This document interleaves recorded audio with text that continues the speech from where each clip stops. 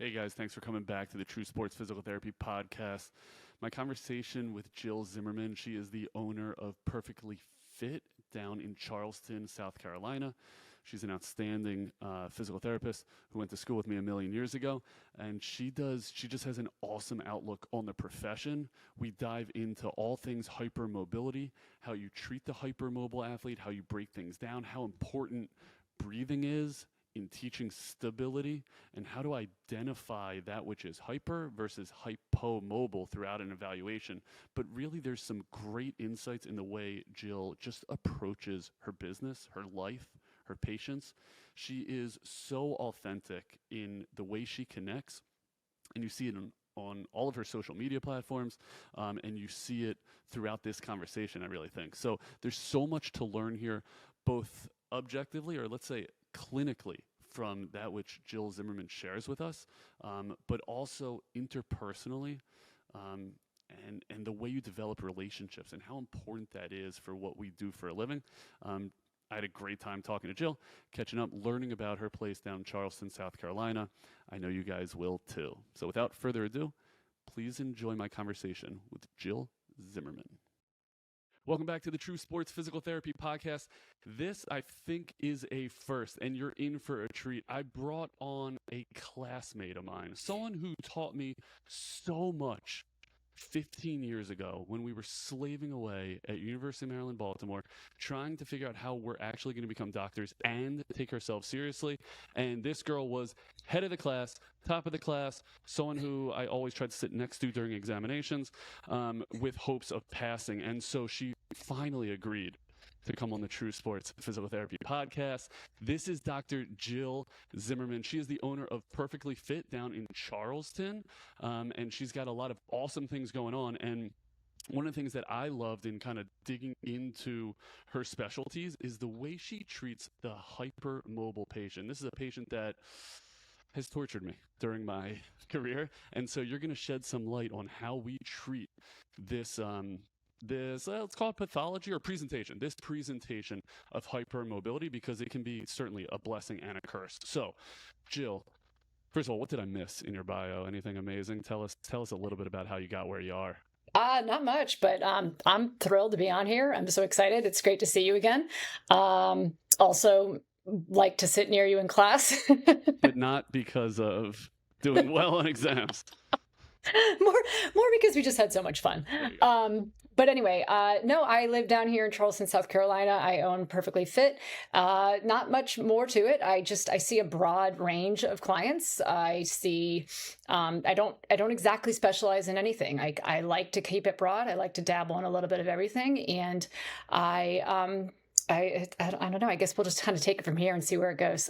Yeah, but good intro. And so it's a good intro because when I first reached out to you, I was thinking more women's health. And once we dug into a little bit, I actually love that about you, that you do not, quote unquote, specialize in anything, but you take a really holistic approach to all of your patients.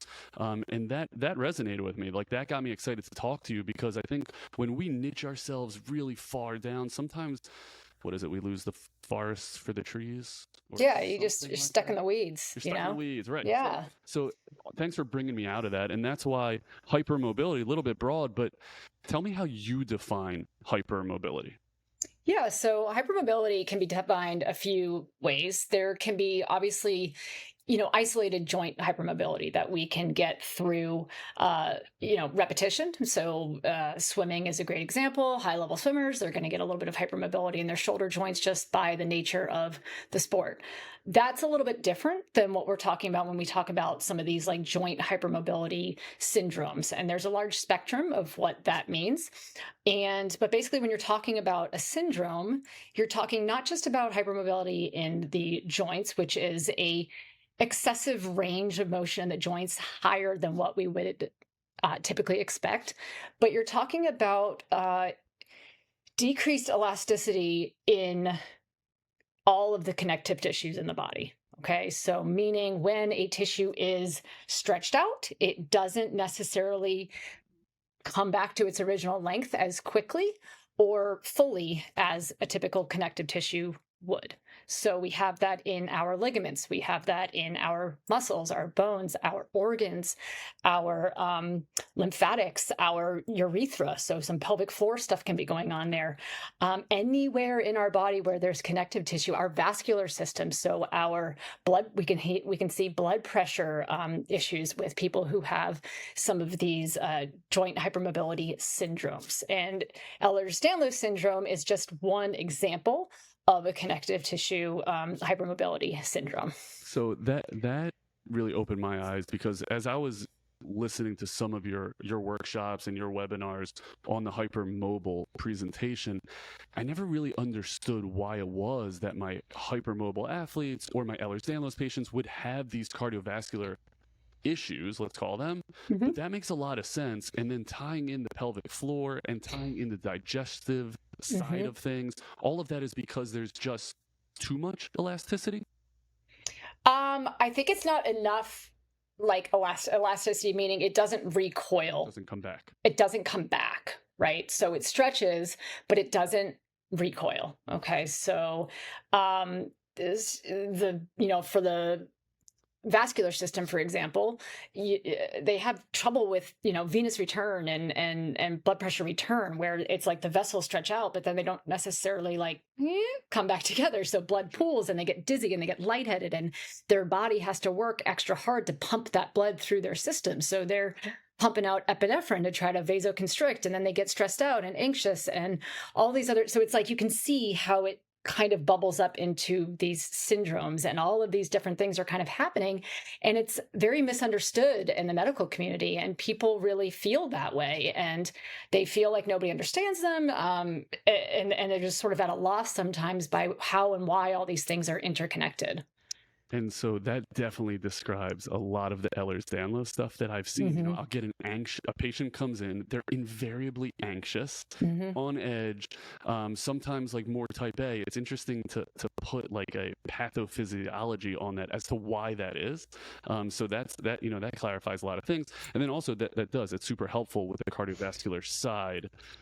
You're taking me back to school when we had to learn all that crap. So, okay, so all of that starts to make sense. Now, in my world, the hypermobile patient, they're awesome at sports, right? They are their ability to reach end ranges, develop force or torque from those end ranges can be really impressive. Like, I worked with a lot of professional baseball players, catchers, who are hypermobile, and they just sit in that squat like it's the easiest thing in the world. Or the gymnast, they have to be so mobile in so many ways, and then they come down with all these presentations, and that's what I wanted to dig in. So I kind of wanted to present you this case of the adolescent gymnast who is so hypermobile and comes in talking to me about their low back pain, and maybe they have imaging showing a spondy of some sort, but their back hurts. And how do you approach this hypermobile, clearly athlete, and how you're going to diagnose their low back pain? Walk me through that evaluation. Yeah, I mean, I think it depends too on whether or not you truly do have somebody who has one of these hypermobile syndromes, or if you have somebody who's really worked hard at their hypermobility. So do you have a hockey player who has really stretched out their groin so that they can get, do their sport? Exactly. Do you have a baseball player who's worked on their splits and getting that range of motion at the end ranges that they really need? That's different sometimes than somebody who has a genetic hypermobility component to their entire system. Yeah. So I would treat those two things differently. But if we're talking about somebody who does have more of this full, genetic composition of hypermobility, somebody comes in, they have, a spondy. I'm not exactly treating them or assessing them the same way that I would a typical client. I think you can appreciate that. You've kind of said that, this population is tricky, right? Yep. They're tough. And the reason I say that is that they're going to blow through range of motion tests. They're going to blow their strength tests. Their muscle testing is not going to equate to what they're actually fully capable of. It's not going to match out. So you can't really go off of some of those objective measurements. And I go a lot more off of what I see. I watch people a lot. I watch them the minute they walk in the door. I watch how they're sitting talking to me. I watch their mannerisms. Are they holding their head up with their hands? Or is their head on their chin? Are their legs crossed in their chair? Are they folded up and twisted up into a little pretzel? These are all symptoms of hypermobility. These are all ways, all that twisting, folding, knees up, that's ways to regulate their blood pressure. Okay. So they're all there for a reason. And it's just giving me information. I'm looking at their posture. How are they holding themselves up against gravity? What is their strategy there? Not just like, is it, upper cross, lower cross, whatever, but what is the strategy? What kind of tension are they holding? Are they gripping? Are they in some sort of gripping or tension holding pattern just to manage their body against gravity, because they lose that they're sort of just like constantly, their tissues are constantly like creeping, and they're not able to sort of like hold that tension. And sometimes they'll over-create tension in other places to compensate for that. Let me ask you a question, Jill. Yeah, go ahead. Why is it so important to start noticing everything? What do you do with all that information? It's just, that's a really good question.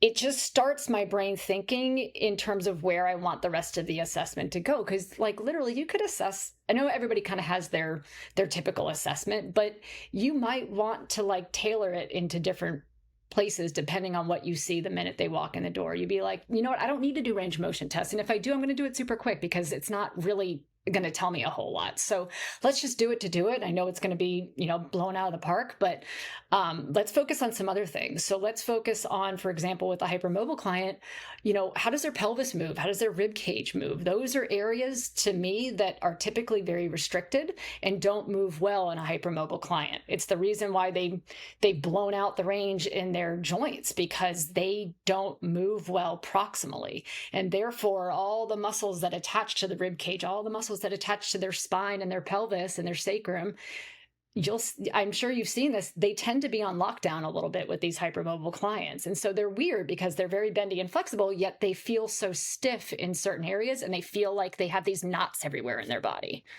Okay, super interesting. I want to get back to their what sounds like can be hypomobility in the face of this global hypermobility. But you make a great point with why you notice things, because it's going to direct where you go next. And so this is something that I talk a lot about with my students, which is stop just doing things to do things. Notice where you want to go and be exacting, be a surgeon, be a sharpshooter with what you do next, because we only have so much time on this planet, let alone in your evaluation. And so you better be exacting. And that's what it sounds like you do an awesome job of. As soon as they walk in, you're figuring out what happens next. What I also like to preach is I want to make the case to them when we're done with the evaluation. And so if I can say, hey, you know why you're sitting like this, wrapped up like a pretzel? It's because of XYZ. Now you've enhanced buy-in.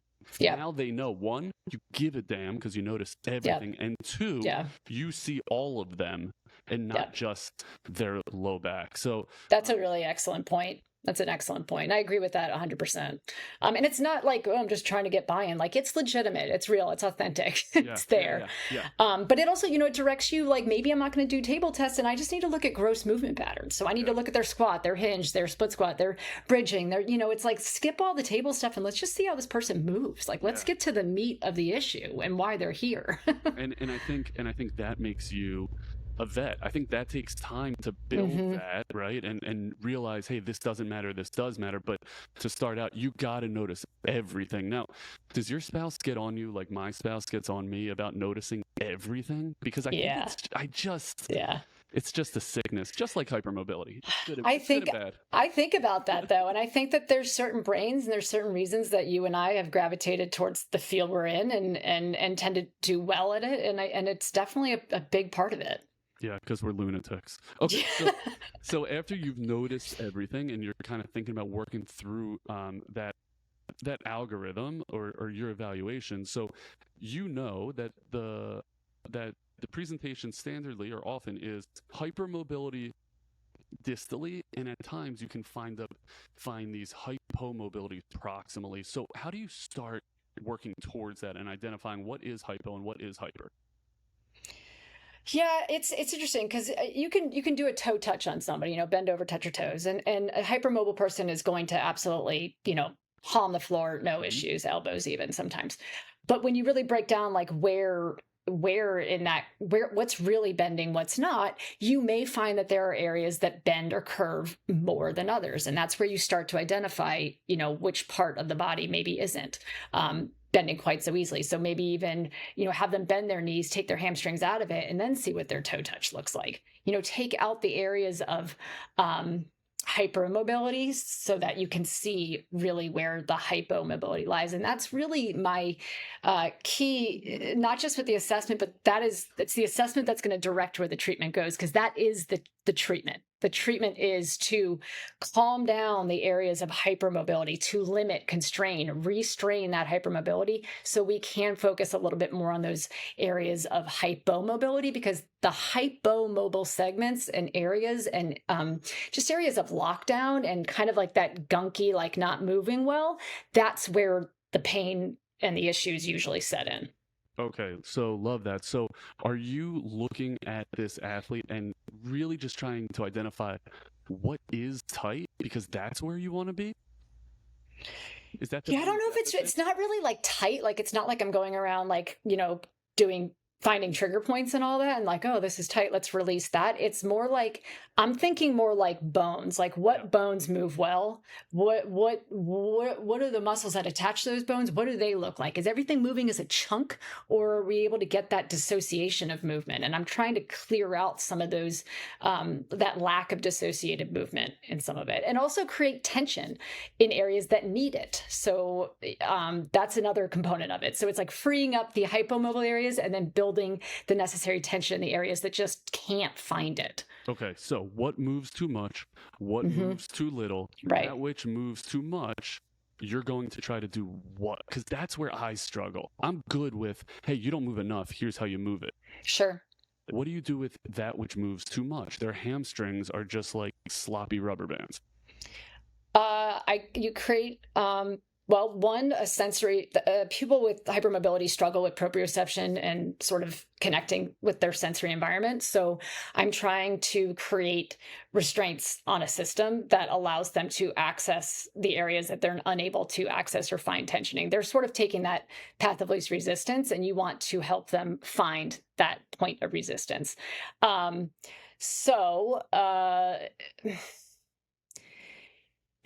Somebody might need to do, if they have those overextended, over flexible hamstrings, you need to find them some hamstring tension. Okay. Yeah. Yeah. Okay? So when they do a forward fold, for example, instead of, they're just going to flop over, and then you're going to tell them to come up, and they're just going to pull themselves right back up. Okay. From wherever they're pulling from, and they're not really connecting with the ground. Okay. They're just sort of like flying through space. They're not, it's hard to tell where it comes from because they're such good movers. They're just like, wee, right? So forward fold, have them bend their knees forward so they feel their weight go out of their heels and go more into their midfoot. Now they're grounded. Now they're in their midfoot. Now they're getting that internal rotation through their entire system. They're getting that compression that their body so desperately needs. And then you say, all right, I want you to press through the floor, and I want you to push yourself back up without extending your knees. So keep those knees co-contracted at that little bit of an angle. Okay. How does that feel different? And they can barely get up. They can barely move an inch because all of a sudden you are asking them to create tension in their system, and they're like, what the heck's going on? So it's really just kind of like dialing into some of their compensatory strategies and like not letting them go there. Okay, yeah. Well, that those are really awesome cues, and I see that a ton. That forward fold and that flop right back up. So I think that's a great way to approach that. And then, I'll let like the sports medicine everyone in the sports medicine community that's listening there are a million ways to take that, right? And how to load that, and how to progress and how to regress that. Let's go like one segment up towards the pelvis, because that's something I struggle with, is approaching someone like this with this presentation and teaching a core stability maneuver. Like, what is the first core recruitment you go to? How do you teach it?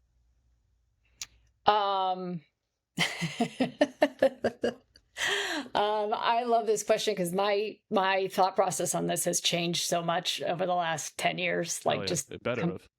Yeah, right. Just completely changed. First of all, I look at the strategy they're currently using, right? So I always just start there, like, what's going on here? So say we're, we're doing, I don't know, what core, a plank? What do you want to look at? A bird dog, dead bug. Okay. Okay. So you look at a dead bug and you look at their strategy. Okay. So they start, moving their arms and legs. What are they doing? Are they pressing their back down hard into the floor? Are they tucking their whole pelvis under? Is everything moving? Are they able to maintain that kind of stacked alignment? Are they losing the floor? Like, what's happening there? It could be a number of different things there that's happening. Are they able to breathe and create a rib cage that's mobile and three-dimensionally breathing while they're holding that dead bug position? If not, then like they're not at dead bug status quite yet. They're at like just lay on the floor with your feet on the ground and just like figure out how to breathe in this position. Okay. And so I'm really looking at breathing. Yeah. And I'm looking, they're very, hypermobile people are great at, they're sort of that whack-a-mole, they're just going to press their bodies into different ways to sense and feel. And if I drive my back into the ground, then I can feel my abs working. That ain't the right strategy. Okay. So sometimes if I see that, I'll put my hand underneath their back and I'm like, all right, I want you to lift your leg. I want you to keep your pelvis neutral. I want you to lift your leg, and I don't want to feel any more pressure. The same contact pressure you feel in my hand right now, I don't want you to increase that pressure at all as that leg comes up. So I'm going to take away their strategy of like pushing their back into the floor, which is, over contracting rectus, upper abs, and get them out of that strategy. And all of a sudden they get the reflexive stability that they're looking for, and they're getting those transverse abs to turn on because I'm just taking them out of their current strategy of just like trying to feel everything. Yeah, their compensation, right? Yeah, their compensation. So, okay, once you do that, how do you then take that? What's your cue for them to take that home? It's actually surprisingly easy. I mean, they can put a very thin towel, or even just they can sense their own back on the ground, because I'm going to where their back is touching the ground anyway. Mm-hmm. And I'm going to where maybe their pelvis and their sacrum is touching the ground anyway. And I'm saying, all right, as you lift your legs, don't get heavier into the ground. Don't increase that pressure. Mm-hmm. Literally just lift your leg and breathe while you're doing that. And it's creating, like constraints to the system and a sensory experience that allows them almost to like let go and just go with it. Figure it out. Yeah. Figure it out. And most of these people, like you said, they'll learn. Like they're quick movement learners. So yeah. I think there's value there. Okay, so let's talk a little bit about breathing. And tell me where does this fit in and why it's so important in teaching core stability? Well, I mean, the core isn't like the abs. It's not like what makes up the core, right? So Jill, tell me what makes up the core. All right. Well, the core is like, your house. Okay. You got like the top of the house is the diaphragm, and then you got the sides of the house, which is the transverse abs. You got multifidi in the back, and then you got your pelvic floor in the bottom. That's the foundation, right? So that's a canister. It's a pressure management system. Okay. And we need proper excursion movement down of that diaphragm, contraction down, which is going to create a lengthening or descending of the pelvic floor. And this is sort of this pistoning type action of pressure moving up and down, and then an abdominal wall that expands and contracts to allow for pressure changes within the abdominal cavity. Okay. All of that has to happen. Okay. If we don't have all that happening, which by the way, requires a rib cage that moves well. if a rib cage doesn't move well, a diaphragm does not move well, and then the whole rest of the system doesn't move well. But we need all of that working together to get proper synchronization of the abdominal wall and that core working together dynamically, right? Jill, there's so much there. Like, so how do you tell? Where do you start?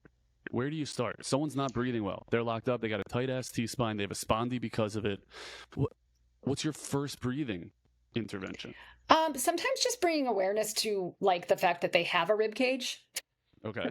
Because like, I don't know if you remember, but like in PT school, it was sort of like that wasn't talked about very much. None of this was talked about. Like a rib cage wasn't part of the human body. No, we skipped that part. Like it was like the heart sits in there, cardiac, but like that's it. They teach that rib stuff in Delaware. They don't teach it in Maryland. Yeah, no, it was like wild. So anyway, so one, it's being aware of it as a clinician, and then two, teaching your client that the rib cage does exist. Here's why it's important. Your scapula sits on your rib cage. Okay.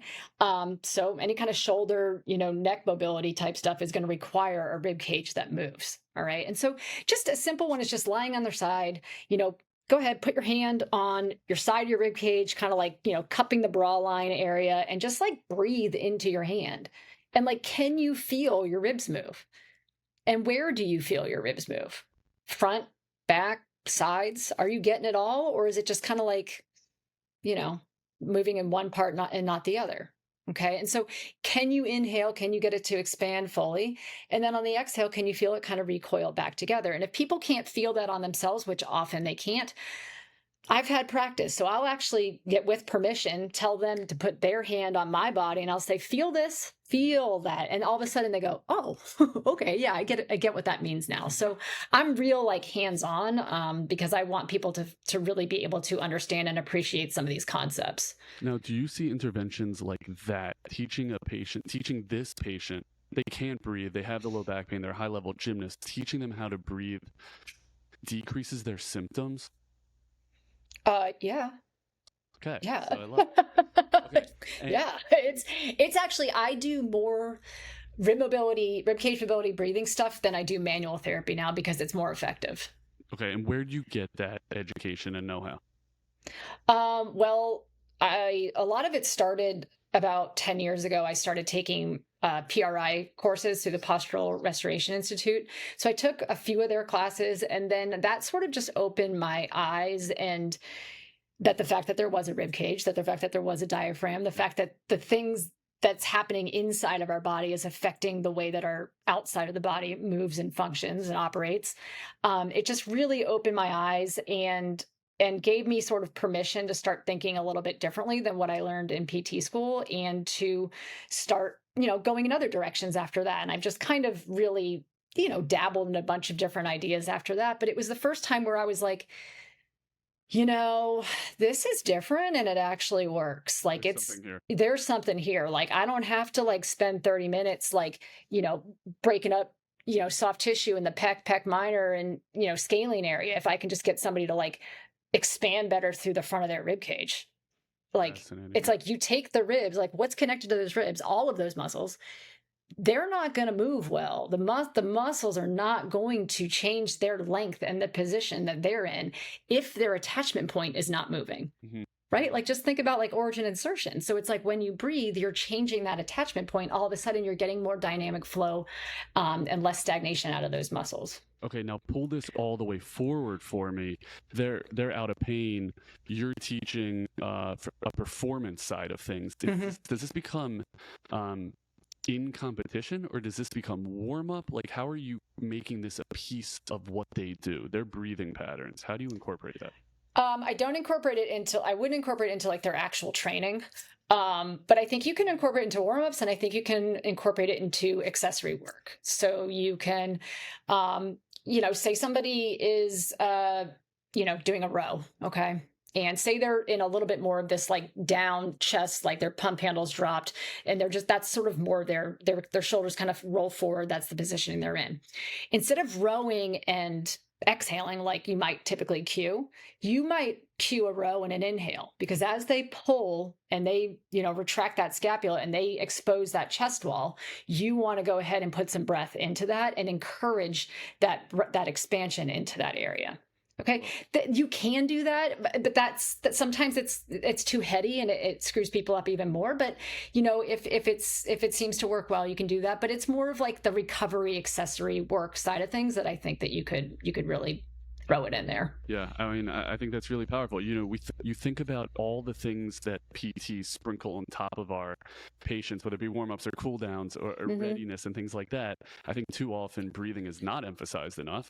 What a great way to affect all of these tissues in terms of the way they move and the way they affect all the joints, especially the offending joints. So let's shoot all the way back to the core.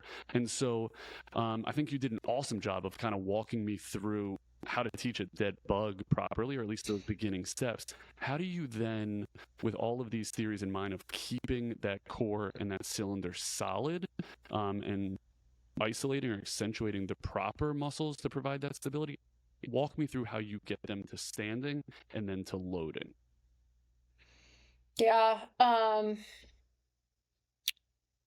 don't know if I quite like I kind of don't think about it as much like that anymore. I don't totally think about like, let's create this like solid chunk of core stability and then let's like stand them up and like keep this perfect alignment. Like to me, it's more like the whole system is working together, kind of like I talked about before with the like forward fold and coming up out of it. Like when you find that pressure through the ground, you are going to get that like reactive reflexive stability that comes with it. So I think I just teach now more. I don't know how to quite answer this, but I think that when you I don't know if that's a sign of a good question or a bad question. but noted.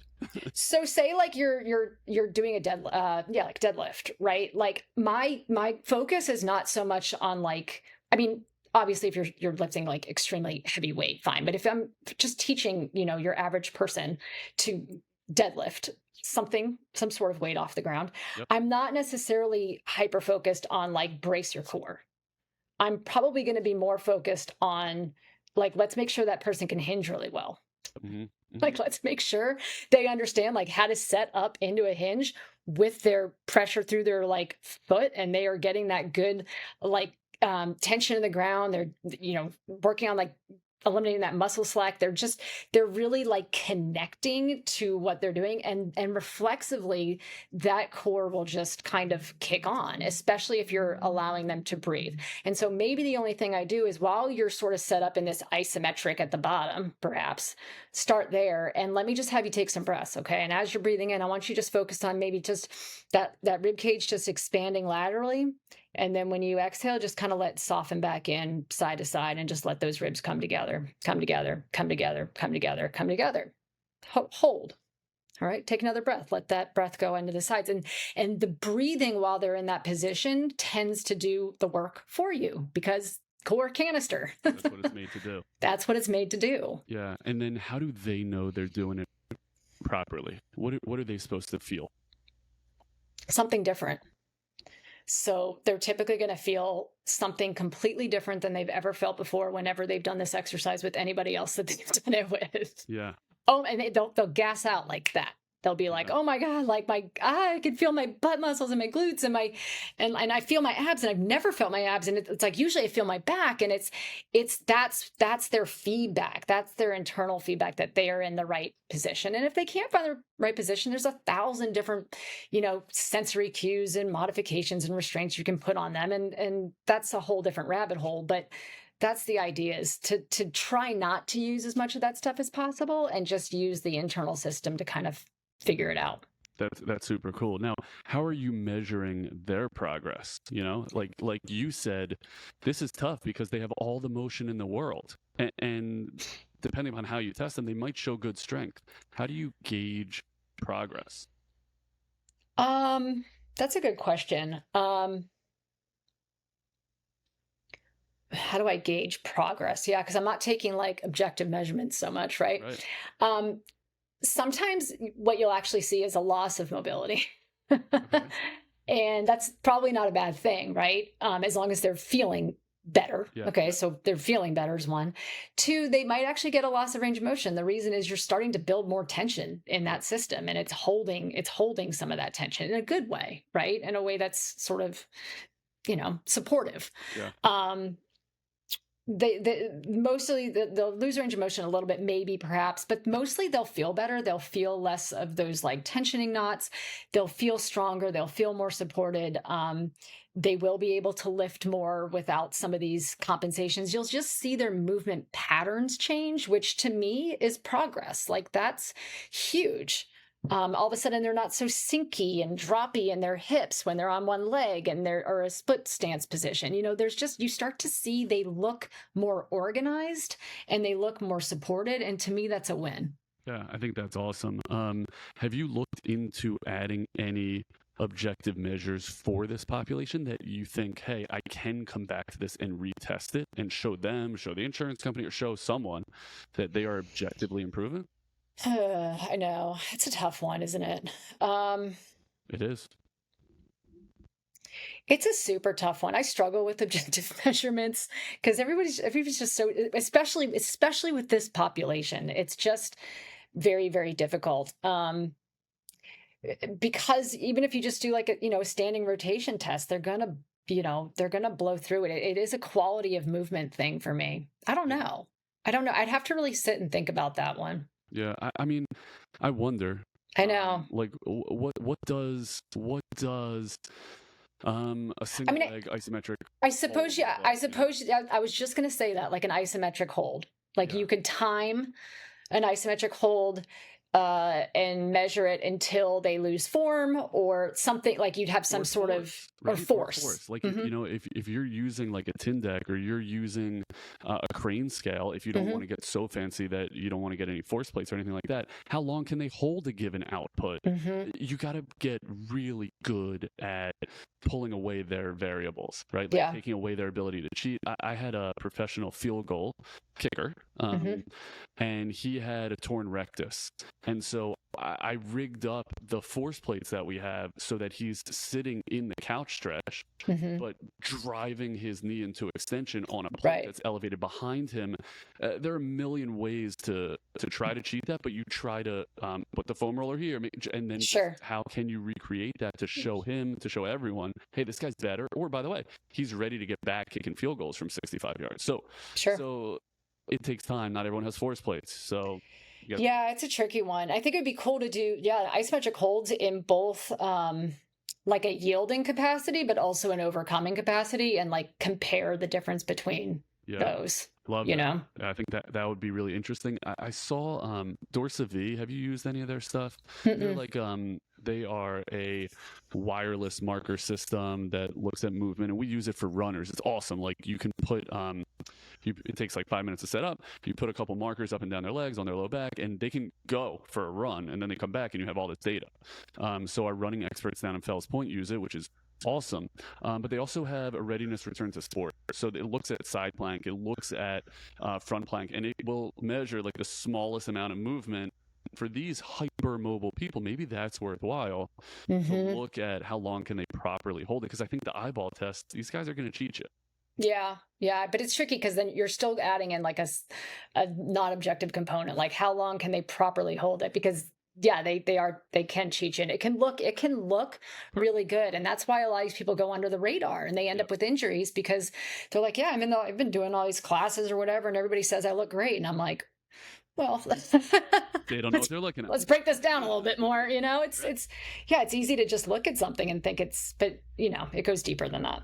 Yeah, for sure. So maybe there's something there. I can't wait to see like the Jill Zimmerman scale or something where you come out with a way to do that. I think that would be really, really freaking helpful. Okay, let's get a little bit more general. Tell me some of the mistakes that you see when teaching core stability. Well, one I've kind of already mentioned, like too much focus on like isometric core contraction. I think that's an error. I think not thinking about it dynamically, thinking too static, like I said. not addressing the mobility, and it just keeps going back to the same stuff, not addressing the mobility of the rib cage, mobility of the pelvis in all three planes of motion. Do they even have it available to them? Mm-hmm. Because if they don't, then that dynamic core function, it doesn't even know where to go. Like, it doesn't even know where that range would be in a controlled way. Exactly. You're not going to get it. Yeah, and I think you're right. As a profession, we do such a good job of getting ahead of ourselves, where we get too fancy and we miss the basics, and the athlete can't do this baseline, and we're asking them to do this. So how the hell are they going to be successful up here? You make a great point with, can you breathe? And if you can't, like, how are you teaching that? So, I think there's gold there, and I love hearing your kid in the background. Don't worry about that. Yeah, you heard that. Yeah, and just like thinking about just the anterior posterior tilting. Like, do they really have control of that pelvis? Or when they go into an anterior tilt, can they really eccentrically lengthen their abs, or do they just start pulling from their back? Yeah, it's like the whole system works as sort of this like pulley system. So it's really understanding all that too. Yeah, and who does a good job of that? Have you taken any TPI courses or on base U? I haven't taken any courses, but I've sort of, dabbled with speaking with people. Yeah. So that stuff is awesome. It looks at the quality of control of your anterior and posterior pelvic tilt and your rotation. What does it look like? And how well can the athlete maintain that? It's huge with pitchers. And so much of that which we see. So that's super cool. Now, to move away a little bit clinically, one of the other things that I just have loved about watching your career is your endeavor into private practice. So tell me a little bit about that. Did you always know you were going to do this and open up your own practice in Charleston? Not in Charleston, but anywhere. No, I did not always know I was going to do that. I think that there was like a part of me somewhere deep that knew that was going to happen. But there was the other part of me that was like, you're never going to actually do this. Yeah, because you never told me when I was planning it. You nenever told me that you were going to. No. It wasn't something I was always like, that's like what other people do. But then I got like into working with people in outpatient clinics and all that. And I always, I never quite got along with my bosses. I always had sort of something to say, something that I thought could be done better, something. I always had like opinions on the way the business was run. And I don't have any business background, but I started to realize like maybe I do have a say in this, and maybe I do care about the way that I practice and don't want to be told how to do it a certain way. And it really started to affect me personally. I was really struggling with work, and I loved helping my people and I loved my patients, but I really struggled with the job, of working for other people. And I just said, I gotta do something. And I just got really lucky with the situation I'm in. I actually, ran into my friend Dr. Sarah Duvall, who runs Core Exercise Solutions. She's a big pelvic floor therapist, and she was running Perfectly Fit before I acquired it. And I ran into her, and I was just moved to Charleston. She already had it up for like a year, and she goes, you're not like the other PTs here. She's like, you're different. She's like, let's chat. And so her and I started chatting, and she's like, let's partner. And I was like, okay. And then we're talking about partnering, and she's like, well, I'm pregnant and my husband lost his job and we need to move. So can you just like buy it? Okay.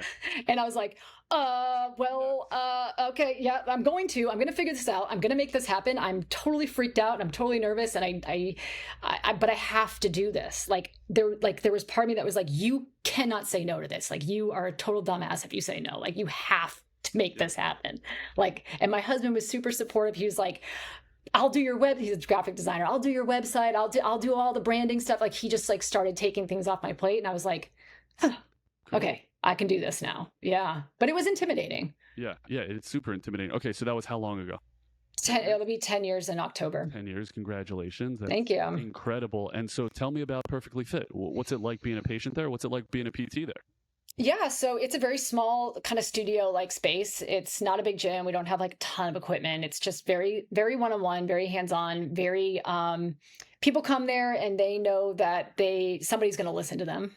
Okay. They know that somebody is going to think differently than some of the other professionals or, medical personnel that they've seen.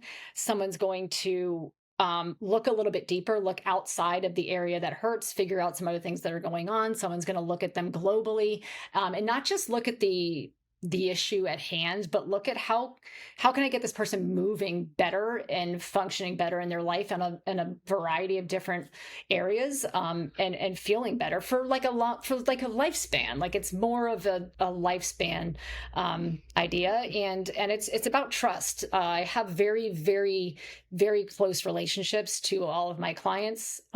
It's very much a place. It's a safe place, I would say. People feel really like welcome there and really listened to, and really I can't tell you how many people are just like, I wish I found you like 20 years ago. Like, awesome. I can't believe I wasted all this time and money doing all these other things. And not that I'm not like the best PT ever, yes, right? Like that's, yeah. But I care a lot. And I have taken courses that up my skill level. But like, the point is that like, you just have to be there for people. And that's what I really try to hone in on. How do you figure that out? Because I agree with you. It's 95%. It's 95% getting a patient better. So how and when did you figure that out?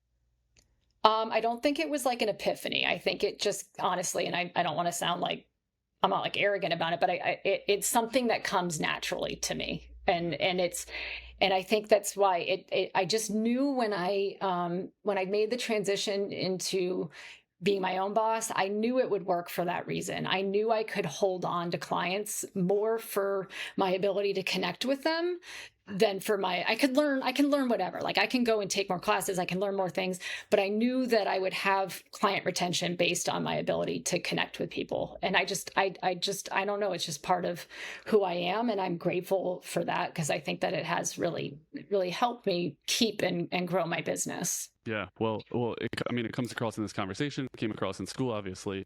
It comes super natural to you. I do think it can be learned. I think you're lucky that it kind of comes really naturally to you. How do you now balance your clinical and administrative duties? Well, I keep my administrative duties very, very minimal. That's awesome. How the hell do you do that? We need to do a separate pod on that so I can take some notes.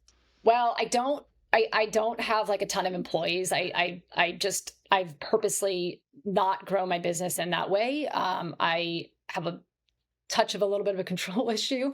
And I like to keep it small. I just like to know what's going on. And I don't like to be pulled in too many different directions, because I become very easily overwhelmed. So I have to keep it very simple. And I have like a accountant, and I have a biller, and I have a system that I do my scheduling through. And I pay the people to do the things that I don't want to do. And I have a couple employees that I just keep the way that I pay them very easy and simple. And I've just sort of streamlined the process, because that was a concern with me when I was transitioning. I was like, I don't know how to do any of this stuff. And Sarah was just like, I've already got it. It's so simple. I'm going to show you how simple it is, so you have nothing to worry about. And I've just tried to keep it that way the whole time. So that's awesome. I just know myself, and I know like I just know where my limitations are and where my overwhelm will come from. And I have to keep it simple. That's awesome, and a great lesson in and of itself. So yeah. Where is this practice in 5 years? Well, 10 years? The practice has not changed much in 10 years. I have changed a lot, I would say. But the physical space, the equipment we have, I don't buy a ton of equipment. I like just keeping it very simple, like I said. So the physical space has not changed much. What I bring has changed. Ever since the pandemic, I've started doing a little online side gig business, trying to grow a online business where I teach and mentor other professionals, and also provide some coursework and classes for, non-professionals as well. I would like to grow that a little bit to get to the point where I have some supplementary income that doesn't require me physically being with people. I do want to continue to do that. I will not give that up. But, as you get older, you want to maybe do a little bit less, cut down, and still feel like you're comfortable. Yeah, for sure. Okay, so are you in network with insurance when you're treating in the office? I am not. Okay, so Mm-mm. how long are sessions? An hour. Okay, 101 for an hour. How many PTs? I myself, and then I have a PTA, and then I have a trainer. So I kind of have this model of like we move people around, you know. That's super awesome. And do you sell Yep. memberships? Do you sell packages? I do. So I sell, most of my clients have committed to packages, and I do packages of 10, and then the trainers will do packages of 20. Okay, and where are you getting patients from? Word of mouth. Word of mouth. Yeah, very few doctors will refer to me because they'll be like, "Oh, I'd love to send people to you, but you don't take insurance, so I can't." And I'm like, "Oh, well, you can. You just won't." Yeah. Let's just call it how it is. Yeah. So I don't go that direction. It's not worth my time. I will have some clients who are like, "I told my doctor about you," and I'm like, "That's great. Like, I'll see if they read." Yeah. But it's mostly word of mouth through, patients talking to each other, massage therapists, acupuncturists, other people in the industry who would see my clients. So I have a cash pay client. Where is my cash pay client also going to? Well, they're probably seeing a massage therapist. Maybe they have a tennis coach. Maybe they have a golf instructor. Like, who are those people that they're also seeing? Yeah. Acupuncture, whatever. And then maybe I can network through them and we can kind of pass people around, you know? Yeah. Smart. Okay. So first of all, man, you should have done your own pod because you're so good at this. Thank you. I still can. You still can. You didn't mention it on your 5 minutes. Okay, so let's do a lightning round. I want quick answers to the following questions. You ready? Okay. What's the biggest professional mistake you've made, and what did you learn from it, Jill? My biggest professional mistake might be just kind of going a little too deep down into some rabbit holes and not really pulling myself out quickly enough to see the very obvious answers. You just kind of go down these rabbit holes and you're going, God, I'm so tangled up in the weeds. Like, I'm missing like this obvious stuff. So I think what I learned from that is that you got to sort of stay in the present moment sometimes, and you can't get too in your head about the things that you've been learning or what you've been doing or things you want to practice or try out, and just see the person in front of you. So is that clinical or is that professional? Well, define professional for me. Is that clinical or is that business? I would say it's clinical. Clinical. Okay. Yeah. The biggest business mistake you've made. And what you learned from it. Business. My business. Don't date yourself, Joe. That's going to be our number one downloaded segment. I don't make a whole lot of business decisions. This is the funny thing, Yoni. How do you do that? I just do that? It just runs itself. I hate to say that. It just like, well, I'm not sitting there like you, like I'm not like, building like 7, how many different locations do you have now? That's not important. Right. But my point is I keep it very, very simple. That's a freaking skill. Give me a mistake. Remember that time you bought the blah, blah, blah, and you wasted all that money? I don't buy a lot of things. I'm trying to think. I mean, the biggest mistake I can say is their personal mistakes through my business. Like I showed up at work after having a baby, and I shouldn't have. And I didn't I should have listened to my body. And that was a big mistake of not sort of, saying, you know what, like, it's okay to walk away from this business. It's okay to take some time. The business will trust that the business will run itself. Everything will be okay. You're going to come out of this. I was totally freaked out and I pushed myself too hard, and I should have trusted that everything would have been okay at that time. Instead of pushing myself. I'm so happy I pushed you on that question because that's an awesome answer. And there's so much in that answer.